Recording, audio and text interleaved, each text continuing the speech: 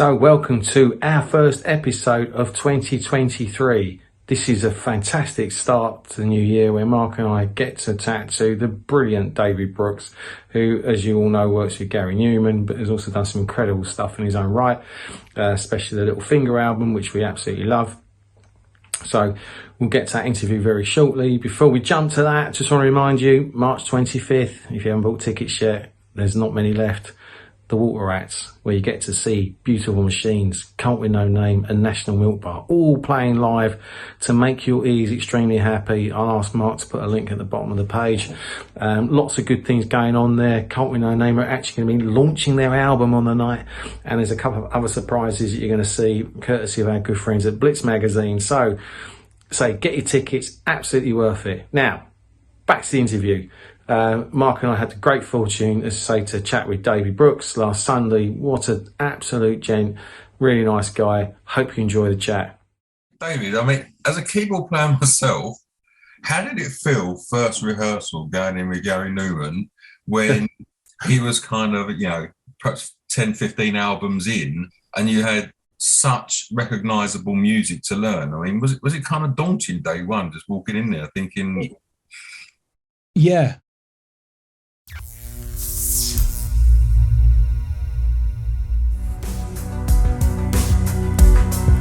I got your note today, and you're right. It's all a waste of time, and I'm tired now. I've forgotten all my lines, but they would have made us cry. It's a beautiful day, but it feels like it's raining, and it's cold, it's dark, but I'm told it's a beautiful day. So, hey everyone, welcome to our first interview episode of the Electronic Cafe in 2023. And what a great start and what a great guest we have. It's none other than the brilliant David Brooks. David, welcome to the Electronic Cafe, my friend. It's so good to have you here. Hello, thanks for having me. So, in terms of your going right back, your musical journey, because I read that you sort of got in as a keyboard player in a band because they already had a guitarist, I believe. But how did that all start for you, the journey? It's true. So I played guitar, not particularly well, but I guess I was a guitarist, and I always wanted to be a songwriter. That was my main thing that I really wanted to do. So that was my thing, and me and TJ, who used to sing for Gary, came down from Yorkshire together and was sort of, getting our thing together in London. And then a group of friends were going to do this gig. And TJ's boyfriend at the time was a guitarist, a really, really good guitarist. His name's Paul Splinter. And he plays for Holy Holy now, the thing, the Tony Visconti, Tony Visconti, yes, and he does all sorts of things, Boomtown Rats and Bob Geldof, and he's big time. But then we were kicking about together, and obviously he was a much better guitarist than me, and I had a keyboard, and nobody else had a keyboard, so I just played the keyboards badly, and that's how I became a keyboard player, really. I hear you now. I find it hard to believe it was bad. And how did you and Gary get together? What started that whole long-term partnership? How did that collide? So TJ and I had a manager. When we first came to London, and he was punting us to record companies and whatnot. And he managed a few other acts. And one of the acts that he managed was some producers. I think they were called Native Soul. Two guys, Charles Pierre and Francis Usmar, I think they were called Native Soul, and they did remixes and production work, and they produced a remix of Cars for the Carling You know, that Carling advert. Yeah, I remember that. Yeah. So Jan, the manager, had gone to some event to do with that and had spoken to Gary, and Gary had said, I believe, I wasn't there, I'm looking for a girl singer for the tour. And Jan said, I've got this girl singer, TJ. So they met, she got the gig, she did the tour, she did, you know, so that would have been 94, 5, 6, something like that. Yeah. And so our friend, you know, my friend Paul, guitarist, and TJ, we were all knocking about, not really going anywhere. She suddenly got this gig and was on tour with Gary Numan, and it all kicked off. And we went to a few gigs to see it, and a few after party type things, you know. So I kind of met Gary. And there was one occasion when Jan, the manager, rang up and said they need the 2-inch tape of the remix at the house in Stansted. You know, obviously this is a long time ago, otherwise it had all just been click. But would you mind driving it up there? And so I did, and that's the first time I met Gary, literally just delivering this bit of tape.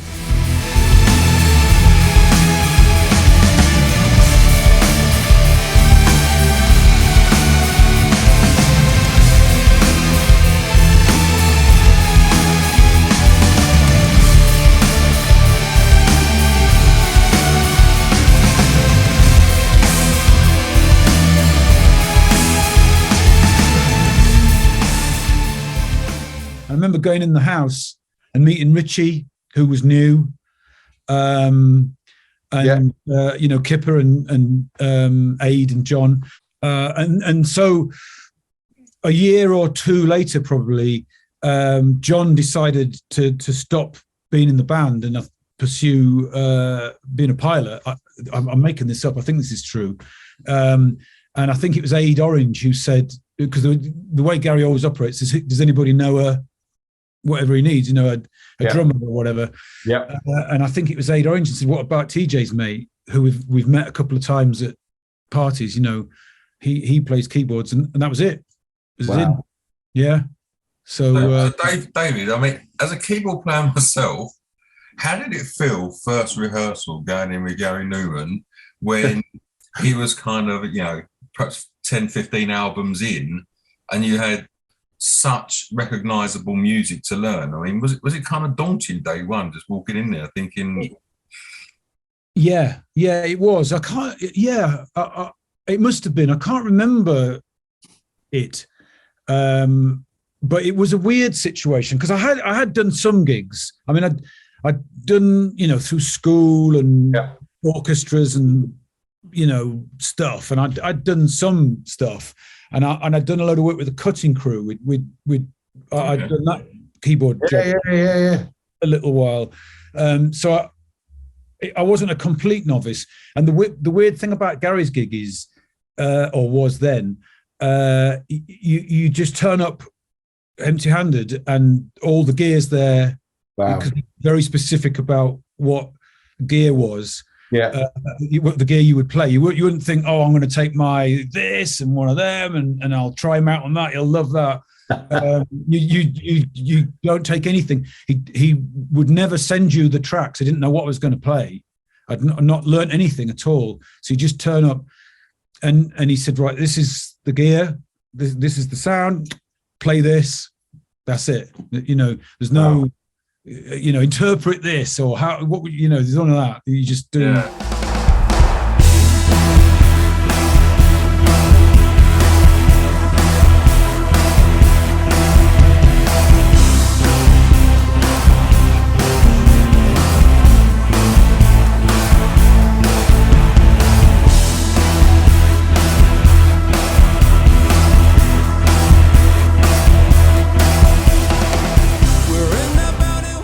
I mean, that was my feeling. This kind of, you know, as a keyboard player, Numan at the time would have had such a back catalogue even then.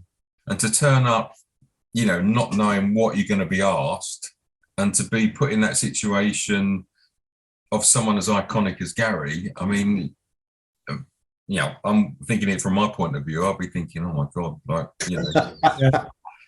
You know what? I think now, with somebody like Gary, I would be nervous and worried. Not being able to do any prep. When you're young, I was 20 odd, and I've got to be honest, I didn't really know. I knew who he was, obviously, and I knew the hits, but I didn't know a lot about him. Yeah, I'd seen the gig, I suppose. But when you're young, you're a bit cockier, aren't you? And you're it's true. You're not so fearful, are you? No, it would stress me out now, something like that. And mate, has that changed now? Because obviously you've worked with him quite some time. You're such an important part of his sound in terms of live in it. But because I see the documentaries of him recording, but then he says, I've got this track. Are you having more input in that now than instead of, like, as you say, when you first turned up and he says, right, play that? Are you now just going, well, you've got a bit more sway to put your more input in it? I'm guessing that must have changed that way. It has. Gary has mellowed on that subject, on that issue.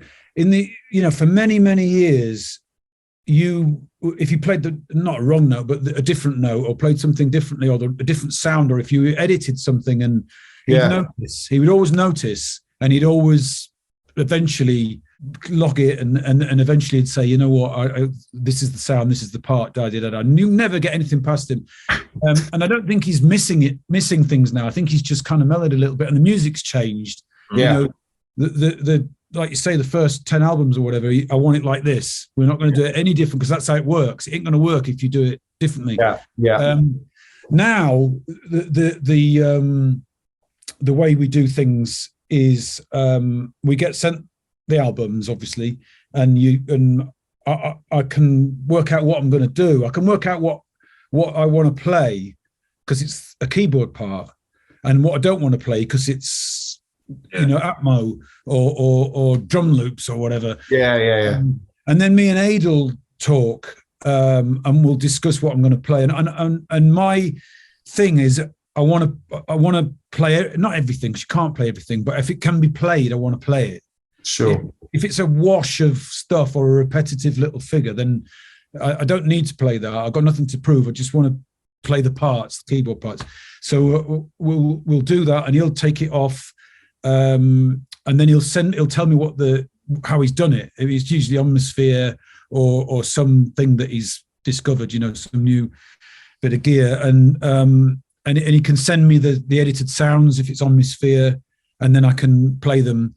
Yeah. And then usually from that point, they might progress, because sometimes when you get into rehearsal, and Steve's playing this, which is on the album, which is like 8 guitar parts, but he's doing this. If you do what you thought you were going to do, it ain't going to work. Or if you use the sound, it's all sitting in the same frequency. So things, and then I've got a bit of license to move things around a bit. So yes, it's definitely evolved.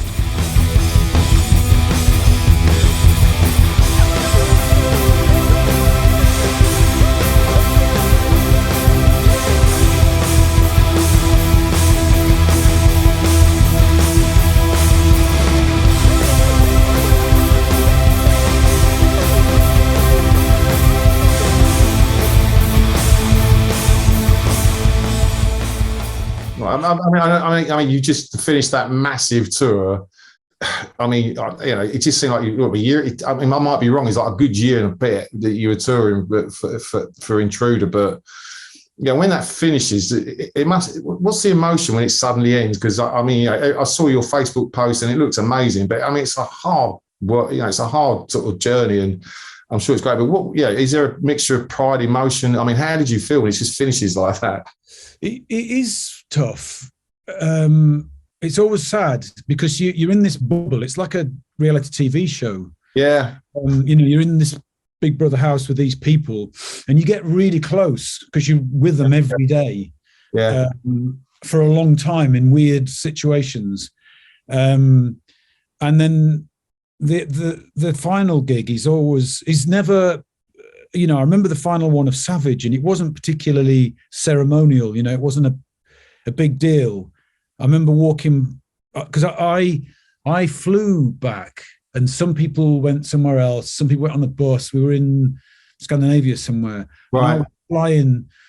So after the gig, I got my case and I walked through a precincted area of Stockholm or wherever it was to find my hotel.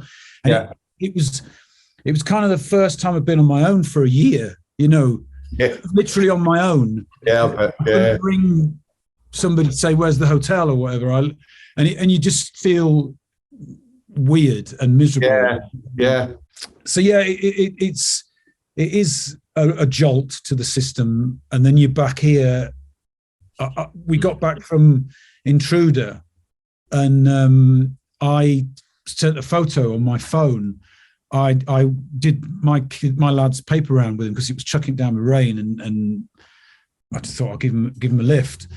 And I was sat in the car in the chucking down rain where I live, and he was walking past the front of the car. And I took a picture and sent it to the boys, and I'd have been in, I don't know where we were, 48 hours prior in America somewhere. Yeah. I'm doing the paper round at 7 o'clock in the morning. What a contrast. Wow. Yeah. That's amazing. Were there any standout highlights over the time? I mean, in terms of certain places where you got the best reaction, or any real highlights on the last tour that sort of ingrained in your head? Yeah. I mean, Wembley, Yeah. obviously was amazing. It was really enchanted. Like the Albert Hall on the Savage tour, my wife and my kids came, and there was loads of friends anyway. We're all friends. We've been doing this a long time, and you all know each other. Sure. And you go out for a walk before, and you just see everybody that you've known all these years, through Gary. So it was really, really special, and it's Wembley, and there's a few like that. There's some nice venues, San Francisco and whatnot are always great to see, these places that you wouldn't see. Yeah. I've got to confess, I made a major faux pas with the Albert Hall. I saw you at Southend, and then I saw Albert Hall. It was on my birthday, November the 19th, so I'll never forget it. But I thought, well, I've seen you guys, and but I didn't know you had the Skaparis Orchestra there as well. And then when I found out the next day, I won't tell you the expletives that were coming out of my mouth in my basket. So I really screwed up, because I've got the album, and I know Mark's got it. It sounds incredible, absolutely incredible. It was beautiful. It was, it was just a real experience.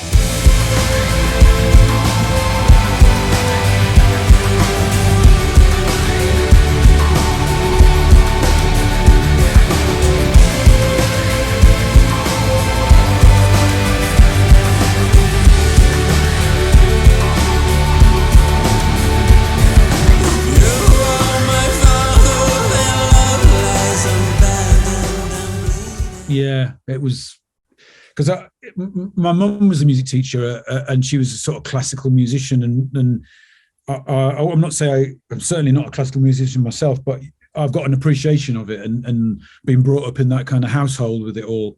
So it was lovely to be amongst those people and amazing part of it. Yeah. Going back to the touring bubble situation, there's a funny story in Bono's book where, when U2 finish a tour, his wife puts him in a hotel in Dublin for a week before he comes home to acclimatise to like being home and not talking to the family as if he's addressing like 20,000 people. So he has to, I can understand that, like, you're all living together for a year, moving together, and it's like a weird sensation when it's all over. It is, and it doesn't get any easier. We've got this WhatsApp group now, and everybody's still, sending messages and silly things to each other. Nice. Throughout. But it is weird when you've been in that concentrated, intensive thing, and the routine, of the day, with the wake up wherever you are, the crew are doing their thing. And then there's sound check, and there's gig, and and then you're not in that environment, and you're driving your kids to school or whatever. Yeah. It is weird. Get your wife to leave you a schedule for the day. Well, yeah, because I've said this a load of times. People have said, "Oh, it must be so hard doing a year's touring or whatever," but it's not at all, because you've got one responsibility, as long as you fulfill your one responsibility, which you've first and you've done it, and the rest of it's easier on the bus. You're in a hotel, which is nice, or you know, and you're in these interesting places.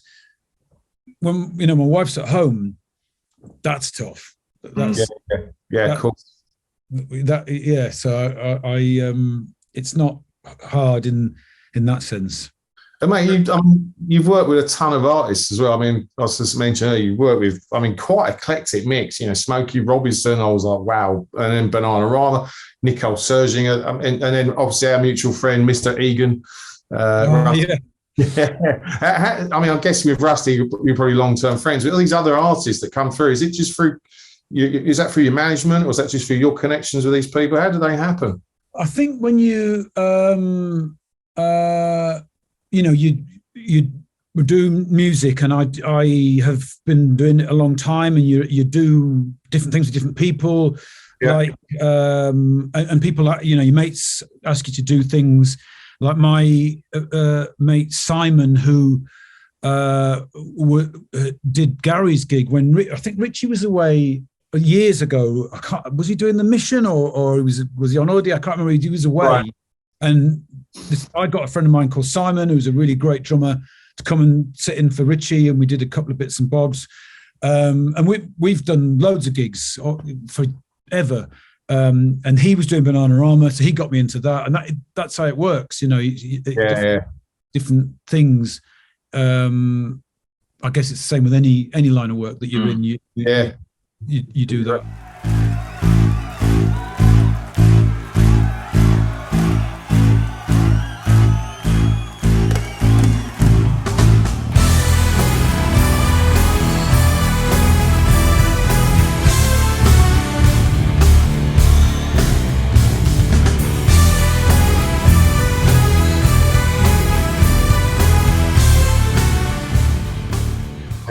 Any more collaborations in the pipeline, mate, or is that not so much? I don't really pursue it anymore. We used to live in London, and my wife's a singer, and she's done loads of artists, but then we moved out of London because we've got kids, and you have to sort of schmooze it. There's certain places you go to and certain environments you put yourself in, and you work that situation. If you want to work in that industry and progress doing those kind of things, you've got to know the right people and be in the right places at the right time. And we don't really do it anymore, and I'm happy with that, because I don't want to do a lot of other things. Sure.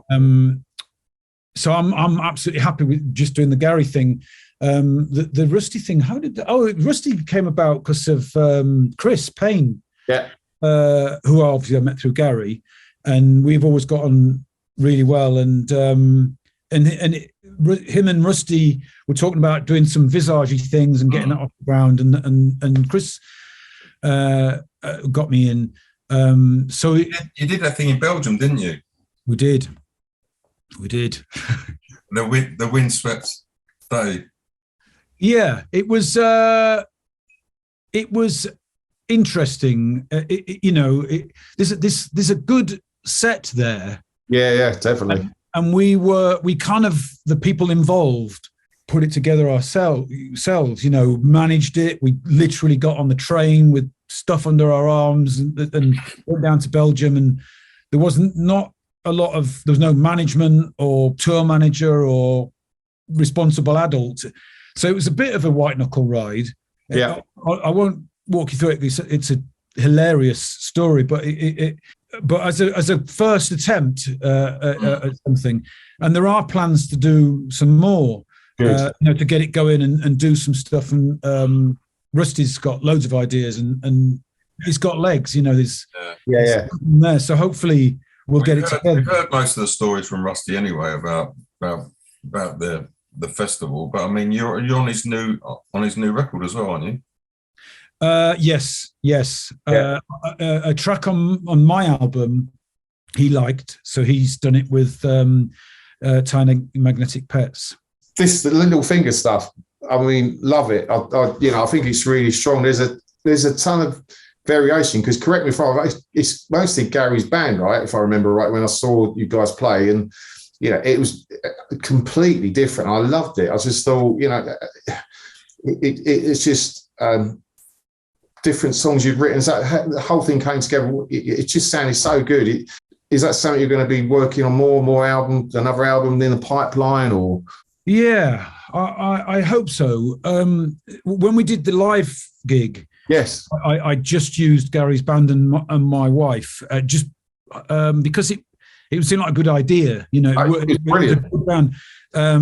I had the original idea was that I was going to do a sort of Basement Jaxx type thing where you don't know who the artist is, but there's just all these different singers and different musicians and different producers and whatnot. It didn't quite work out like that, but it sort of did. TJ's on there and lots of musicians that I work with in London on other things, and Gary's lot did a lot of it.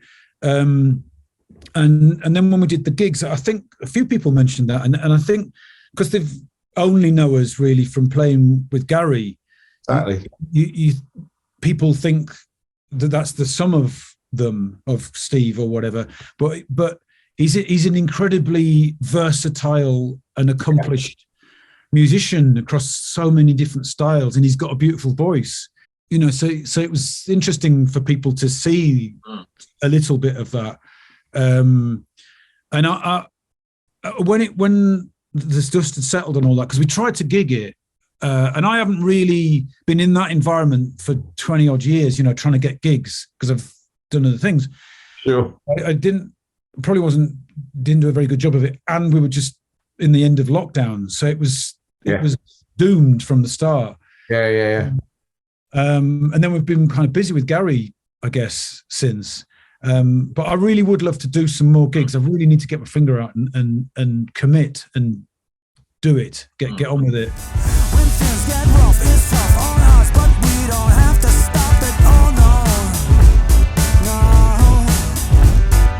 Never mind the future, never mind the past, never mind what people say. Never mind the future, never mind the past, never mind what people say. My friends will help me through this. Yeah, mate, it's great. I mean, I was there with a few other guys, and I just thought it sounded brilliant. And I love the album. I think it's because you say, because everyone's saying, oh, it's you with Gary's band, so you think it's going to be. But as you say, it's completely outside of that, and it's just sounding great. I commend you for it, and I hope you do more with it. There's some great songs on the album. Yes, I feel like I want to die. I think it's a particular favourite. Sleeping with the Lights On is a fantastic song. It's kind of like Alanis Morissette, You Oughta Know kind of song. It's sung by your wife, isn't it? Mm. And the reason I asked this question, I was in a band, my wife was the singer, and whenever I read her lyrics, they was always quite dark, and I was kind of like, is she trying to say something here? So Sleeping with the Lights On is kind of it's a fantastic lyric, brilliant vocal, really vitriolic.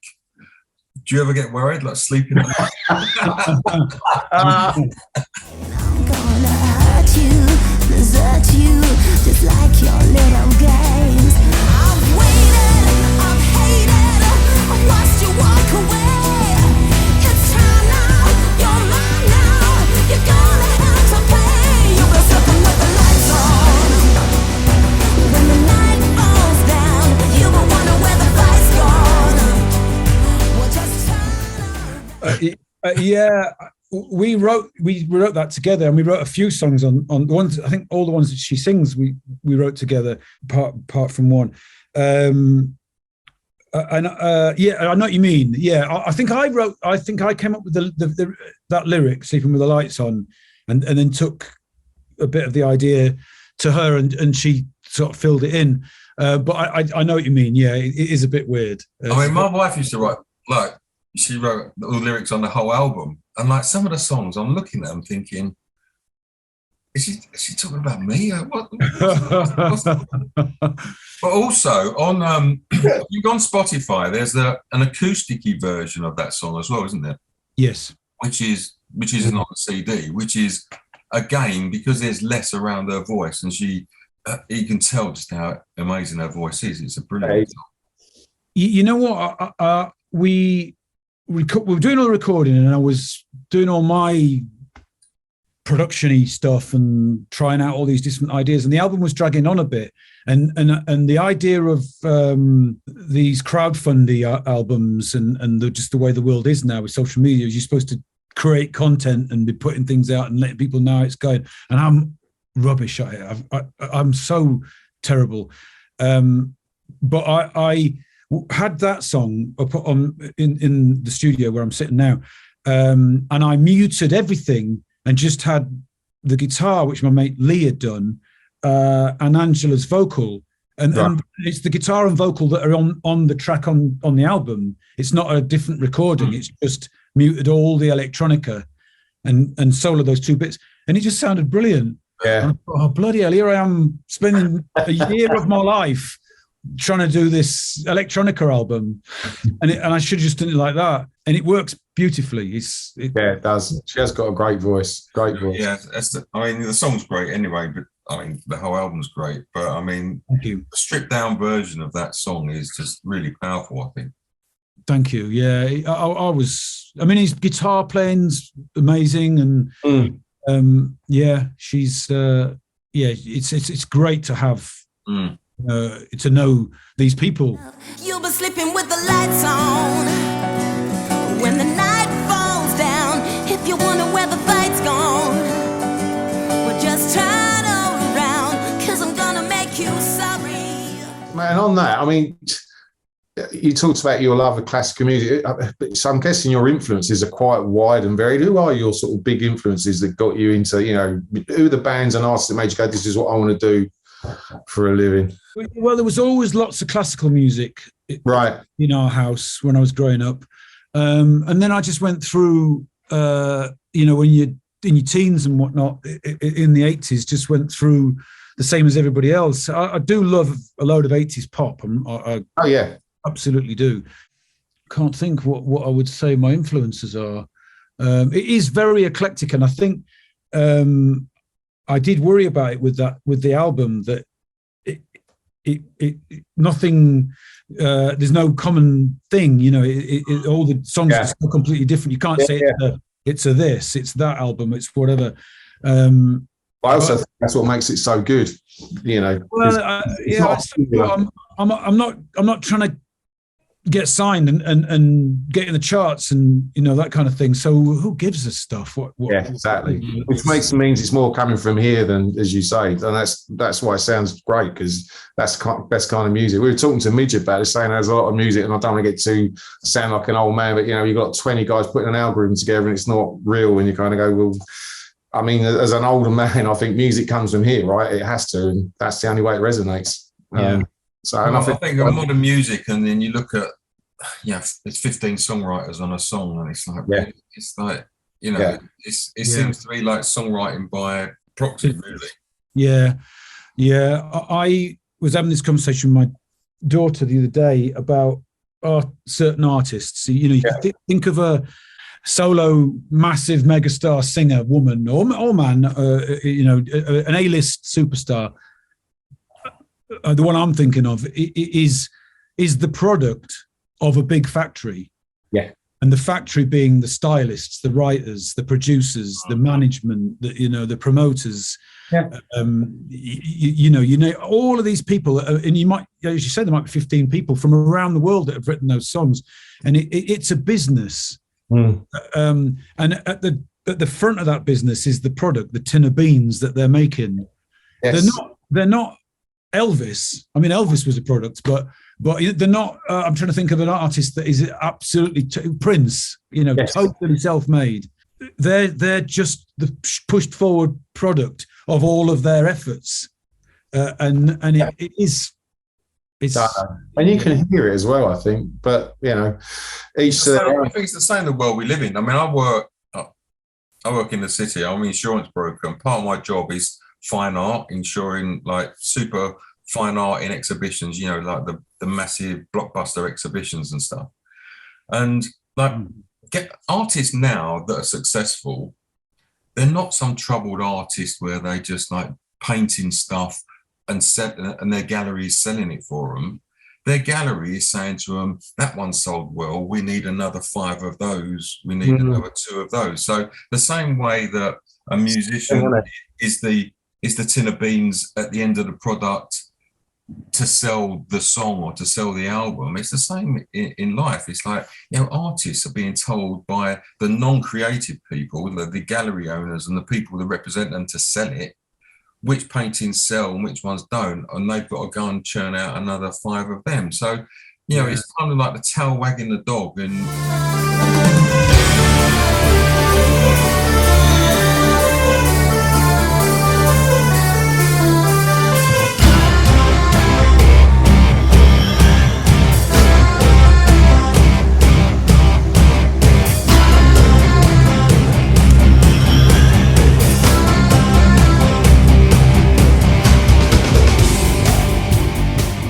mate, do you get a chance to listen to a lot of new stuff? Because one of the things we love recommending, I don't want to put it, so if you don't, but curious to know if you do listen to a lot of new stuff and there's anything that's making your ears happy at the moment. You know what? My kids, I've got 14-year-old twins and Lola's just 18. Nice. And they've gone through horrendous music taste that I can't identify with at all. And now they're all actually playing stuff. Like we'll get in the car and somebody will say, can I DJ? Which means, hook up to the car with a phone and they'll just put on whatever they're listening to. And the amount of time I'll add it to my like list because what's this? This is great. I love this. I can't think of any of what it is now. I probably would given time. It doesn't, with my kids, it doesn't tend to be charty, mainstreamy type stuff. God knows where they hear it and how they find this stuff. But that's how I learn about music. It really is. I don't, because when I'm on my own in the car, I've got my liked list on, which is the stuff that I've already, put together from whenever. Yeah. Do you know Imagine Dragons? I love Imagine Dragons, my lad got me into them. They're amazing. So interesting. I mean, that's one of the reasons Mark and I started this is, when we were all growing up, you had so many music programs to watch and find this stuff, and there's nothing really. There's not a lot of it. No. And Mark and I mean, we buy, as you can see, we buy a lot of vinyl. We've gone back to that and just buy, but we're always trying to find new stuff. And then we just want to, if we love it, we just want to tell people about it. Like we were out last night actually seeing a band from, I think they're based in Berlin and London, but the singers from Argentina, but Minimal Schlager. In a little tiny little place in Hackney last night, and they were fantastic. Absolutely fantastic. So we put a post out, and that's how we try and get. And we do our top 30 show at the end of each year, and just get people to find these bands, and because we love interviewing great established artists like you, which is brilliant, and that we're honoured to do that. But also, it's us about getting new bands. We're doing a gig actually, not Mark and me, but we're hosting a gig at the Water Rats in March, and it's 3 bands. And one of them we got on here as a kind of rising star artist, say that we really like you, and then they got the support slot with OMD in Germany. I'm like, great, So, but I love. Mark and I just love finding new bands and just getting them in front of people. So that's a kind of big driver for us doing this in the first place. Yeah, that's good. Well, and you should take credit for that because you have good music on throughout. Like I thank my parents for things that they introduced me to. So yeah. Yeah, my parents' music taste is awful, so I don't know. I honestly don't know what happened with me, but When you think back to when we first met by your side, and when you think back to all we've been through, does it make you cry? And when you think back to all the love shared, the thing I remember is my dad putting his, it was a little Triumph Herald Estate, and he put his radio on, and I heard Autobahn, and I was like, what the fuck's that? And I loved it, and then funny enough, seeing Gary on Top of the Pops in when he done Our Friends Electric. And even my dad went, oh, he's pretty cool. And at 15, I went to Hammersmith Road and I've still got the first program there. Right. Supported by OMD. Yes. Yes, I was there and I've been there ever since. So, there's a couple of moments you kind of go, wow, this is those eureka moments. Yeah. Defining moments. Yes. David, as fanboy, can I ask you a couple of quick questions? Yes. What's your favourite Gary Numan track to play? It's probably Down in the Park. I've said this before, that it's just fun to play. It's because it's a bit of a workout. There's lots to play, and I like to cover it all. And so it's almost like a keyboard part, isn't it? It's like a keyboard song, a piece. So that's always a big moment for me. Yeah. And secondly, historically, Numan's had some very prominent synth parts. And I think in the past, there's the Polymoog, the Quadrasynth, the Virus.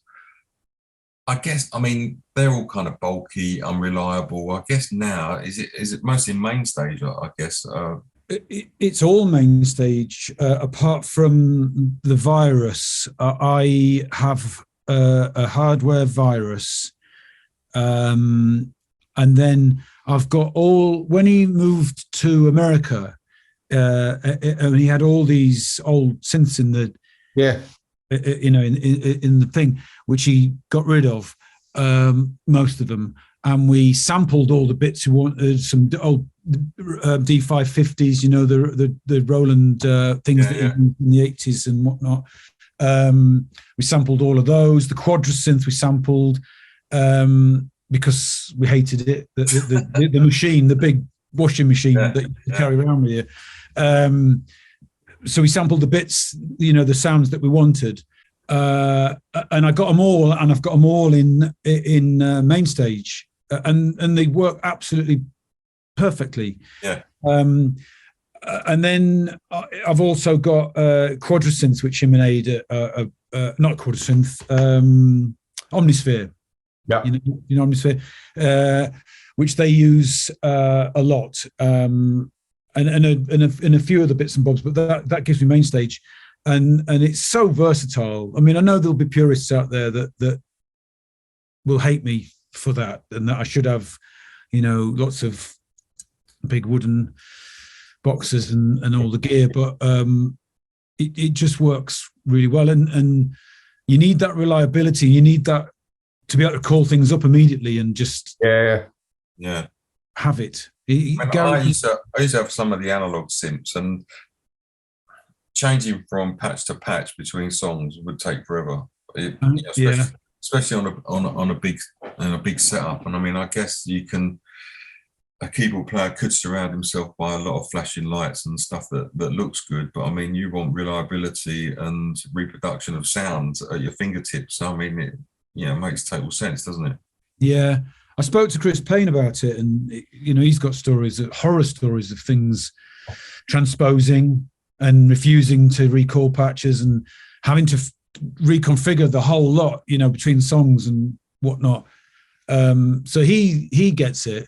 It doesn't really happen in gigs, but certainly in rehearsals, Gary will say, "Oh, let's do this," and I can literally just call it up, and I've got it. Then I've just got to remember the song, but I've got the parts at least. The sounds. Are you up to speed on all of Gary's catalogue? A set list is given to you probably at the beginning of a tour, and it's got 25 songs or however many. Yeah. So do you have to know his whole back catalogue most of the time? I have a theory that because I've played almost everything now. I keep thinking I've played everything, and then somebody will play me something, and I haven't a collection of it at all. But I have a theory that once it's in there somewhere. And there have been occasions when he's shouted something up, and I'll call the sounds up, and I can see, right, I've played that, so that looks like it's going to be there. And I'll put my hands down, and the thing will start, and then you just start playing it. It's like your your muscle memory. Not always. It's not as quite as spectacular as that, but sometimes you know, you just suddenly it suddenly happens. When the tour comes, he will send you it. Nowadays, he didn't used to. You just turn up on day one of rehearsal and would go for it. It was, I don't know why it was like that, but that was how it used to be. Now he'll send you it, and he'll always overspec. Like there might be 30 songs or 35 or whatever, and then during rehearsals he'll weed things out and say, right, we did that last time, or we've whatever, and it'll get smaller and smaller, and then you've got your set list. So you do have to familiarize yourself with that 30.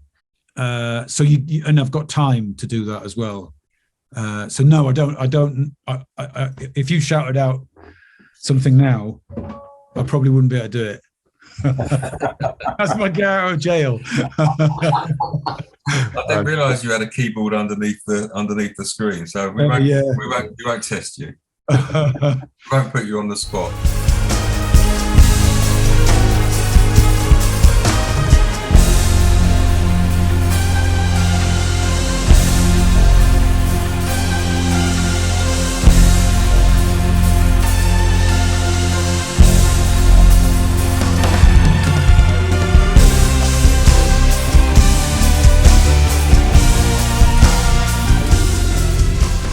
And finally, this is final question from me. Practicalities aside, you know, weight, reliability, all that cost. What's your favourite synth? I'm embarrassed to say that because you know, you after gigs and sometimes you'll talk to people and they've got into either they're really into synths and they've got into Gary, or the other way around. Gary's got them into synthesis. Yeah, they are far more knowledgeable and then far more into that kind of thing than I am. I'm a bit of a, you know, because I do other things like pop gigs, Bananarama. You need a completely different set of tools, or whatever. So like I had a Korg Kronos, which was just an amazing, beautiful piece of kit. Fairly useless for Gary's gig, but it's a beautiful thing. So I'd have to say something like that. I've got to be honest. All the things that Gary, apart from the quadrasynth, you know, he gets given some Moog stuff and whatnot, and it's always beautiful to play and I do get tempted to use it on the gig because it would be lovely, but yeah, you know, because we've done gigs with people where they've had all this flashing lights and stuff, and it's not really him. It's what's expected of him, but it's not him. But equally, I mean, Andy's seen a few more Numan shows than me, but I've seen quite a few. But the sound is always amazing, and that's the thing, isn't it?